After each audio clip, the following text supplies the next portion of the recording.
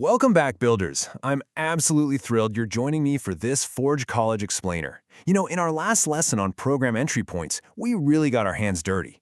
We built the core plumbing of our Solana program, wiring up that minimal dispatch function to take an instruction enum, match the cases, and forward it to our handler functions. It was beautiful, highly technical work. But today we're taking all that abstract logic and bringing it straight into the real world. Because that brings us to a very practical and honestly kind of funny question. What good is perfect plumbing if you don't even have a house to put it in, right? You could have the most elegant, perfectly optimized dispatch logic in the entire Web3 ecosystem, but if it's just floating around in a text editor, uncompiled, totally disconnected from a build system, well, it's pretty much useless. So today, we aren't just writing code, we're building the house. We're creating the robust scaffold that'll actually hold our dispatch logic together so the Solana runtime can use it. So here's our construction blueprint for the day. 1. Moving from plumbing to scaffolding. 2. Writing our setup script. 3. Inspecting the blueprints. 4. Running the build sequence. And finally 5. Passing final inspection. All right, let's jump right into step 1, where we go from abstract plumbing to a concrete, opinionated project layout. So the crucial starting point here is figuring out what we actually mean when we say scaffold. Basically, a scaffold is your foundational framework. It's a baseline folder that contains all the standard configuration files you need to get a Solana program off the ground. The whole point of this template is to reduce all that repetitive, error-prone manual setup and to wire up your local builds perfectly right from day one.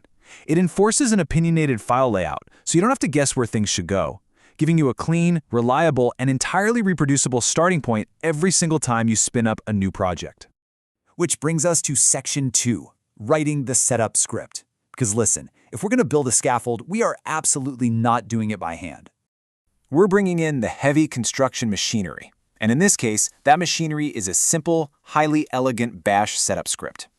This perfectly shows how we can automate our environment. The script we use, usually called setup.sh, has 3 core responsibilities. First, it creates the exact directory structure we need, like our program and source folders.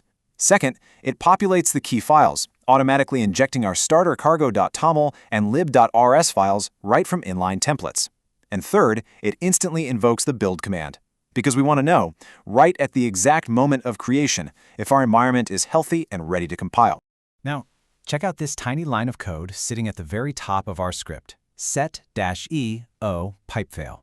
If you aren't super familiar with bash scripting, think of this as your safety harness. It enforces incredibly strict error handling, meaning if something goes wrong, let's say you don't have permissions to create a directory, the script stops digging instantly. It fails fast.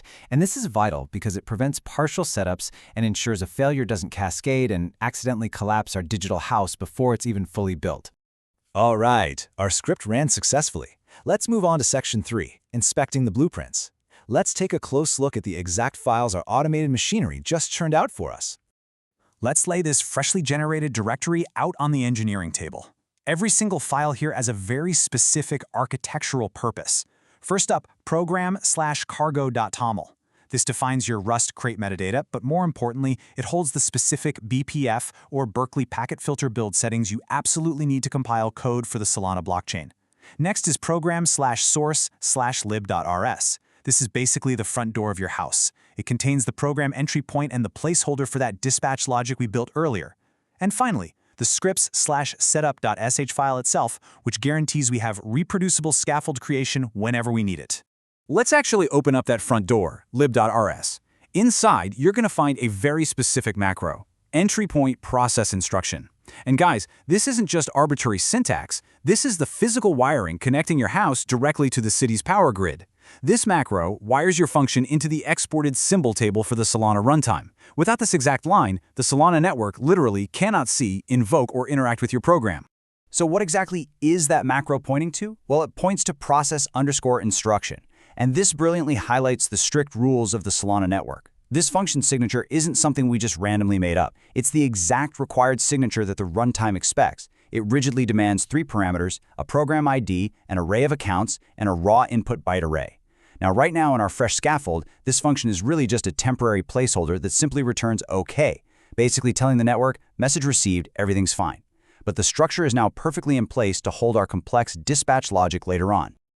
Okay, moving right along to Section 4, running the build sequence. This is the climax of the project, folks. It's time to pour the concrete and see if our structure actually holds up under pressure. What's really interesting here is the built-in intelligence of our setup script's build sequence. It doesn't just blindly fire off a command, it actively checks your local environment first. It prefers to use the modern dedicated toolchain command, Cargo.build-sbf. But if it checks and realizes you don't have that installed, it gracefully falls back to cargo build target bpfel unknown. This just ensures that regardless of minor little quirks in how your local Rust and Solana environment is set up, the script does everything in its power to get your program compiled. But let's be entirely honest here. Experiencing the joys of missing dependencies is practically a rite of passage for developers, isn't it? If you're completely missing a toolchain, the build step is not going to fail silently. It will loudly and brightly tell you. If the command fails immediately, it's just the compiler letting you know you skipped a step. You might need to pause, go install Rust up, or pull down the Solana CLI. It's a super quick fix, and having the script yell at you early saves you literally hours of confusing debugging later. And that brings us to our final section, to see how this all builds into our completed validation check. Section 5, passing final inspection. Every major construction project requires a final sign-off, and ours is no different. We've got 3 success criteria to pass our inspection. First, is the structure okay? We need to verify that Cargo.toml and lib.rs were actually generated and live in the correct folders. Second, is the build okay? We've got to review the console output and make sure there are 0 compiler errors. And third, is the entry point present?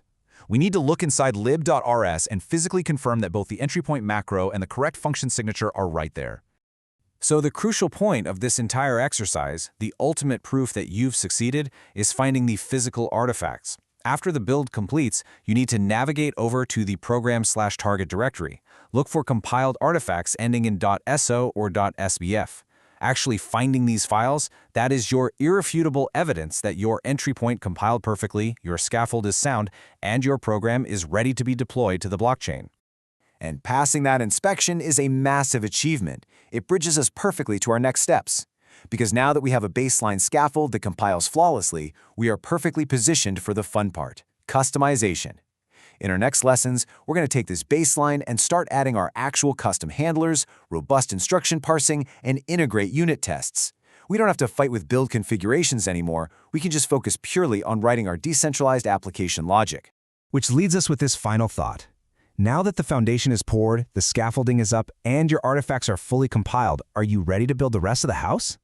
I really hope this Forge College explainer helped demystify the setup process and gave you the confidence to start generating your own robust Solana templates. If you want to dive deeper into this subject, review the code we discussed today, or explore a massive library of other Web3-related topics, please visit our website at forge.college. Keep building, keep experimenting, and I'll see you in the next explainer.